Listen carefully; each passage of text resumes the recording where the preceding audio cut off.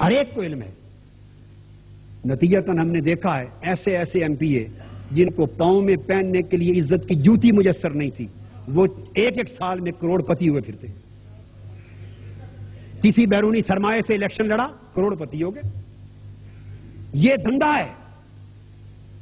وہ لوگ جو سارے کرپشن کے پروسیس سے آ رہے ہیں اقتدار کے حوالوں میں، چور کہیں کہ ہم چوری کو ختم کر دیں گے، ڈاکو کہیں ہم ڈاکہ زنی کو ختم کر دیں گے، دہشت گرد کہیں دہشت گردی کو ختم کر دیں گے.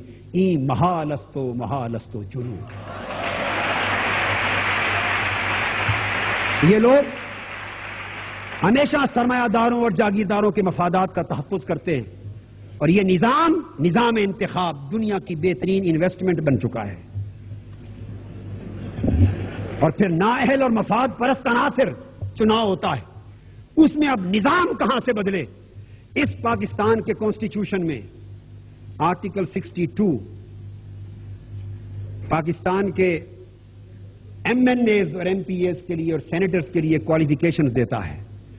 پاکستان میں اگر کسی دفتر کا چپراسی رکھنا ہو، میرے پاس کانسٹیٹیوشن میرے ہاتھ میں ہے، چپراسی کے لیے میٹرک پاس ہونا شرط ہے. ایک کلرک کے لیے شاید آج کل ایف اے پاس ہونا یا ٹائپ سیکھنا شرط ہو گیا ہوگا. ایک ڈرائیور بھی رکھنا ہو تو اس کا بھی کوئی معیار اور میرٹ ہوتا ہے. کنسٹیبل کے لیے میرٹ ہے، اس کے لیے بھی کم سے کم میٹرک ہونا شرط ہے. ہر چھوٹی سی چھوٹی ملازمت کے لیے میرٹ ہے. اگر تعلیم کا پرائمری کی حد تک بھی شرط نہیں ہے تو اس ملک کے ایم این اے کے لیے نہیں ہے، اس ملک کے سینیٹر کے لیے نہیں ہے.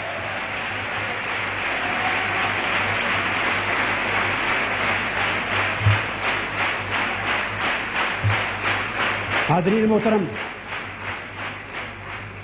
میں چاہتا ہوں کہ آپ کی تالیوں نعروں کو وقت زیادہ نہ دوں، اپنی بات زیادہ سے زیادہ کہہ سکوں. حاضرین محترم، تو عرض یہ کرنا چاہتا تھا کہ یہ اس ملک میں کسی نے سوچا وہ کون قانون بنائیں گے؟ اسمبلیوں میں بیٹھنے والے وہ انگوٹھا چھاپ بھی اس میں بیٹھے ہیں، وہ کہاں شرط لگائیں گے یہاں تعلیم کی؟ جس ملک میں لٹریسی ریٹ مشکل سے 15 سے 20% ہے، یا حکومتی اعداد و شمار کے مطابق 25 سے 27% ہو گیا. انٹرنیشنل سروے ایجنسیز کچھ اور بتاتی ہیں، ہماری اپنی کچھ اور بتاتی ہیں. اور جس کو ہم لٹریسی ریٹ کہتے ہیں، وہ جو دستخط کر کے پینشن وصول کر لے وہ بھی لٹریٹ ہے، یہاں پڑھا لکھا ہے. انٹرنیشنل معیار کے مطابق جو ویسٹرن ورلڈ میں انٹرنیشنل معیار UNO کا ہے، اگر اس معیار پہ پرکھے تو شاید تعلیم یافتہ لٹریٹ افراد ہمارے ہاں 7% سے زیادہ نہیں ہوں گے، یا میکسیمم 10% ہوں. جس ملک میں ریئلی لٹریٹ پیپل، پڑھے لکھے افراد 10% ہوں، اور 10% میں شعور والے کتنے ہوں گے؟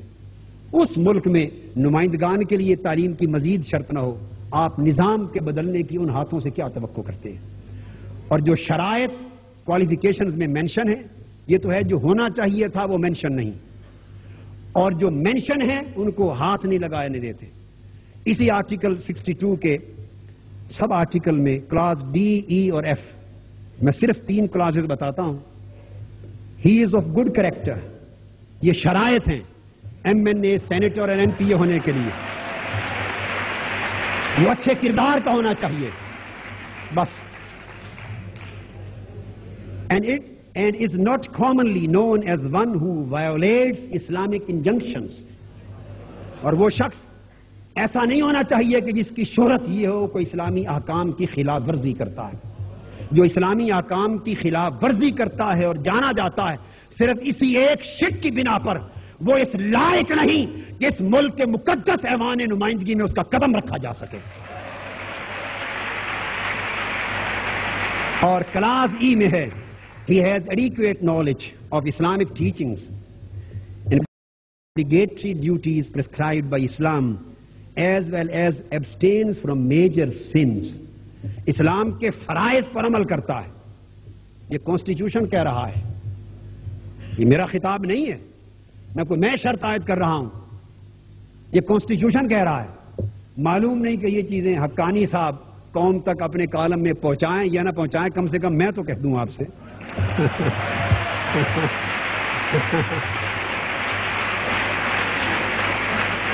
اس ملک میں آئین کے مطابق وہ شخص ایم این اے بننے کا حق نہیں رکھتا جو شریعت کے فرائض پر عمل نہ کرتا ہو اور جو گناہ کبیرہ کا مرتکب ہوتا ہو. کانسٹیٹیوشن بتا رہا ہے کہ گناہ کبیرہ کے مرتکب افراد اس ملک کی ایوان نمائندگی کے ممبر بننے کے اہل نہیں، اور اس ملک کے ایوان نمائندگان کے جو ہاسٹل ہیں وہ گناہ کبیرہ کے سب سے بڑے اڈے ہیں اسلام آباد میں۔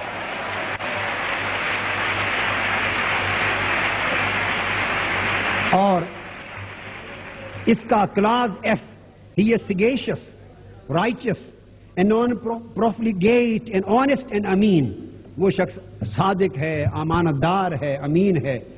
اگر یہ تین شرائط، باقی کسی کو نہ چھیڑیں، میری مؤدبانہ گزارش ہے معذرت کے ساتھ، اگر یہ صرف تین شرائط پر آج عمل ہو جائے اور ایک غیر جانبدار کمیشن تمام MNAs, MPAs اور سینیٹرز کو ان تین شرائط کے معیار پہ غیر جانبدارانہ طور پہ پرکھ کے فیصلہ کرے تو شاید مشکل سے صرف 10% افراد اسمبلی میں بچیں، باقی سب کک آؤٹ کر کے باہر نکال دیے جائیں۔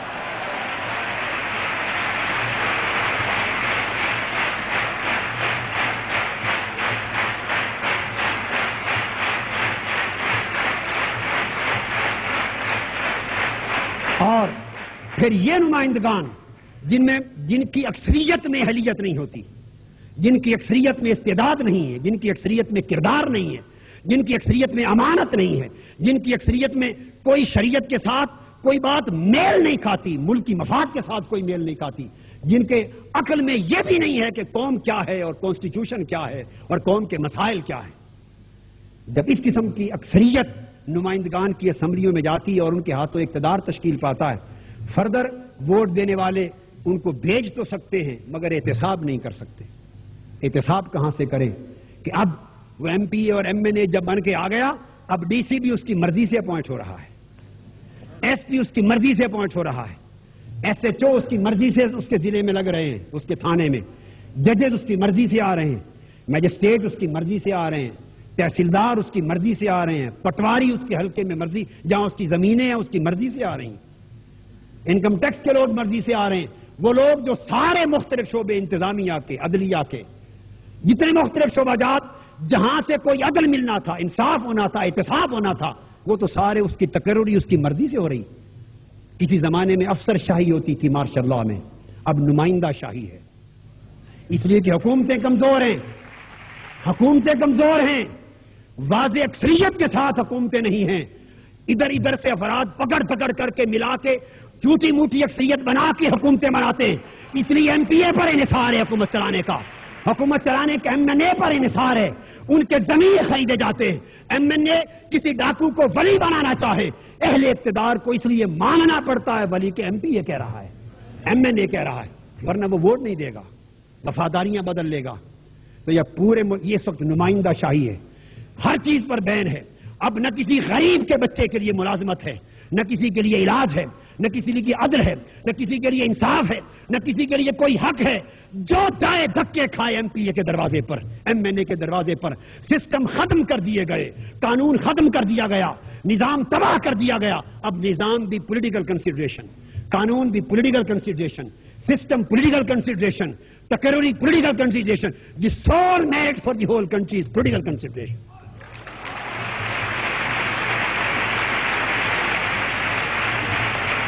ایک صاحب کسی زمانے یہاں وزیر اعلیٰ تھے، وہ پھر جو وزیر اعلیٰ رہتا ہے پھر وہ وزیر اعظم بھی بنتا ہے۔ ہم بٹو صاحب کے لیے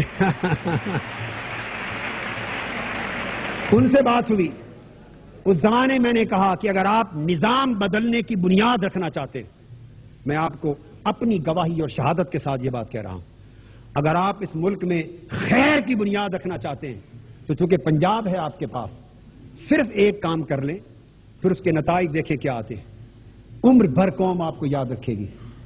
30 ضلع ہیں آپ کے پنجاب میں، ہر ضلع کے 3 افسر، صرف 3 افسر پختہ ناقابل شکست ایماندار لے آئیں، ایک ڈی سی، ایک ایس پی، ایک سیشن جج، کل 90 افسر بنتے ہیں پنجاب میں، 90 آفیسر، 90 افسر ایماندار لے آئیں، ڈیڈلی آنےسٹ، اور آنےسٹ افسران کی لاٹ لے کر اس میں سے کمپیٹنٹ اور کیپیبل افراد کو چنیں۔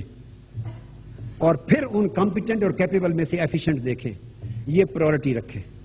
Honesty, competency and efficiency. باقی ان کو فری اختیارات دیں قانون کے مطابق. قانون سے نہ وہ تجاوز کریں نہ آپ مداخلت کریں, اور جہاں بددیانتی نظر آئے وہ اس کو ختم کرنے کا اختیار رکھیں. اس ایک تبدیلی سے دیکھیے کہ خیر کی کتنی مضبوط بنیاد قائم ہوتی. جواب یہ ملا کہ اگر وہ سارے ایماندار افسر ان پوسٹوں پر آ گئے تو ہمارے کام کون کرے گا؟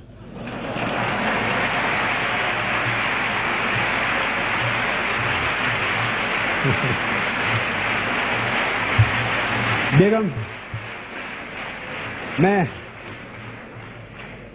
میں امید کرتا ہوں بیگم صاحبہ تائید فرمائیں گی اس بات کی. سارے معاملات ہر ایک کے سامنے, ہمارے کام کون کرے گا؟ میں نے کہا آپ کی پرائورٹی کیا؟ انہوں نے کہا ہماری